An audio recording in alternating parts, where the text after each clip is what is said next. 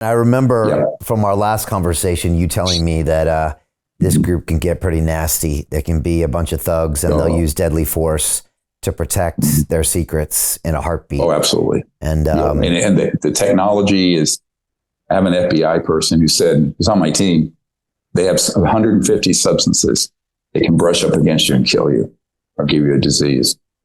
So, and she's not part of that, but she's been read into it. And this is one of the problems, the lack of oversight by good people and people on the side of the law. When you start looking at what mischief people who have had 70, 80 years, trillions of dollars, and some of the brightest minds in the world in the last 80 years, to reverse engineer and study these technologies, right? And they're off the reservation doing whatever they damn well wish, and they're doing it globally. It's not just the United States. And as I mentioned, Dr. Valet admitted he had this document where we were victimizing, it said peasants in Brazil and Argentina, abducting them, making it look alien. So these sort of atrocious behaviors are a global problem. And yet no international or national government has done anything to be a watchdog and get it under control. We're trying to do what we can to get that word out. Dr. Greer, what do you think of Elon Musk? He's clearly involved, obviously, in SpaceX and putting these vehicles up in orbit. He's clearly involved in Starlink, beaming down and trying to give internet access to people in different areas on the planet. And he's come out and said, I have seen no evidence of aliens, and if anyone would see it, it would be me. And I'll let you know if I do see it. What do you make of him and those statements? I think he's saying what he has to say to stay alive and to prosper.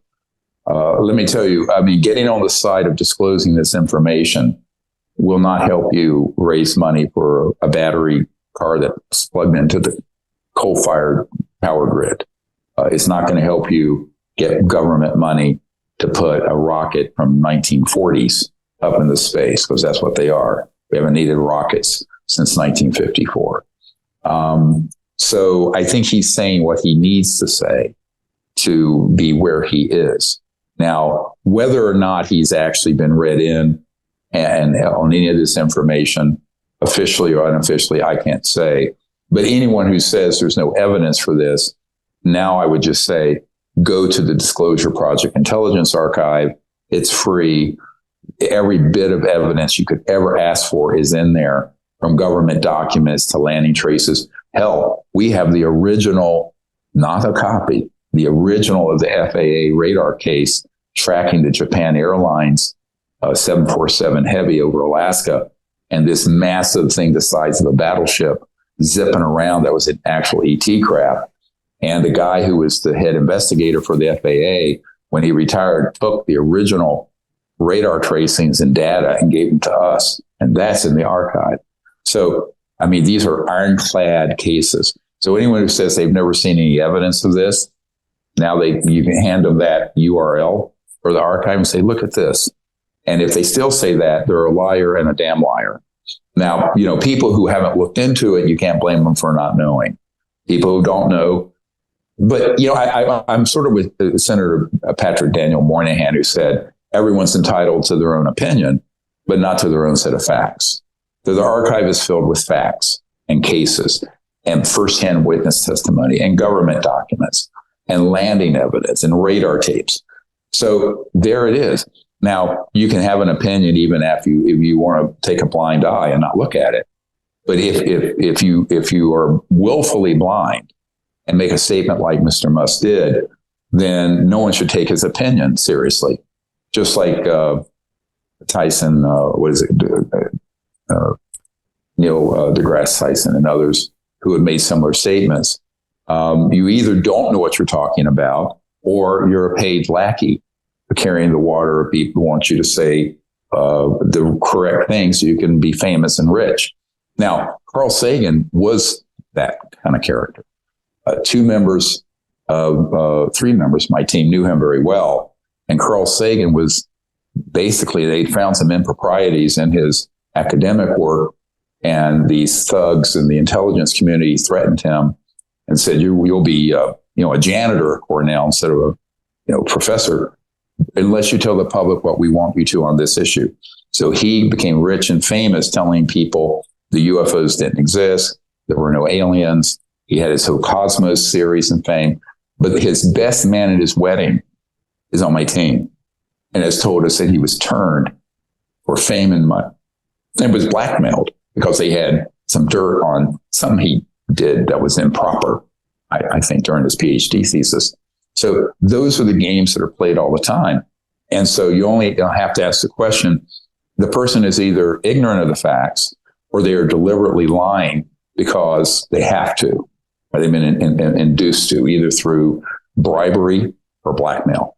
And remember, I've had both thrown at me. I've had blackmail attempts, and not many people walk away from $2 billion in 1992. And it was a serious offer from General Stubblebine, the head of Army Intelligence. And but most people are going to take that golden ring and swing on it. And I wasn't interested because that's never been what I cared about. Literally, when I say we put $20 million into putting this material together over 34 years, and everything I've done has been pro bono. We've never been paid to do a briefing in Congress. All of that, all the disclosure work has been for free. And we have programs that help raise money, and we crowdfund things, but it's been a labor of love. But most people, when they're either threatened, it's a carrot and a stick at the same time. And I can tell you that this is very likely, I don't know, I'm speculating, but having known the details of people like Mr. Sagan and others, I know how they turn people and capture people. So he either doesn't know what he's talking about, and I would suggest that if he hears this, go look at the archive, or he's saying what he has to say to stay where he is. So Jim Rickards has just recorded a video that's not available to anyone in the public, and he's going to be talking about how this upcoming recession is going to be fast, it's going to be bloody, it's going to be nasty. But at the same time, he's going to show you how you can position yourself to profit from all of this chaos. Now, we've made this video only available to our viewers. Go to londonreal.tv/Jim. Watch that immediately. I can't say enough good things about Jim Rickards. He understands the global economic system better than any guest I've ever had on London Real. His predictions are almost uncannily true, and you can learn how to profit from his vision, from his expertise, and his understanding of economics. So go to londonreal.tv/Jim or click the link below. It's an excellent, excellent look on what's going to happen in the future and how you can position yourself to profit from that. Jim is one of the best in the business, one of my favorite guests on London Real, and he's very, very good at predicting the future and showing us all to profit from it. So click the link, and I hope you enjoy.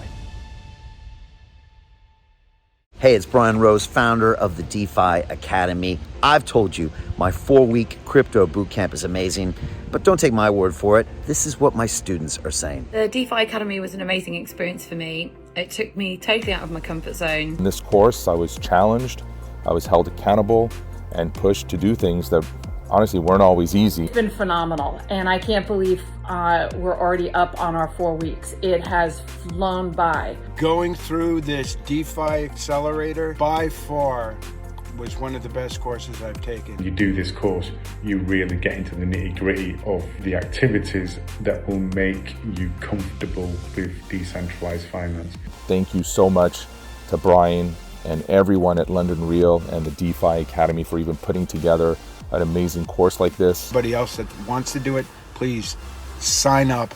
It is well worth the money.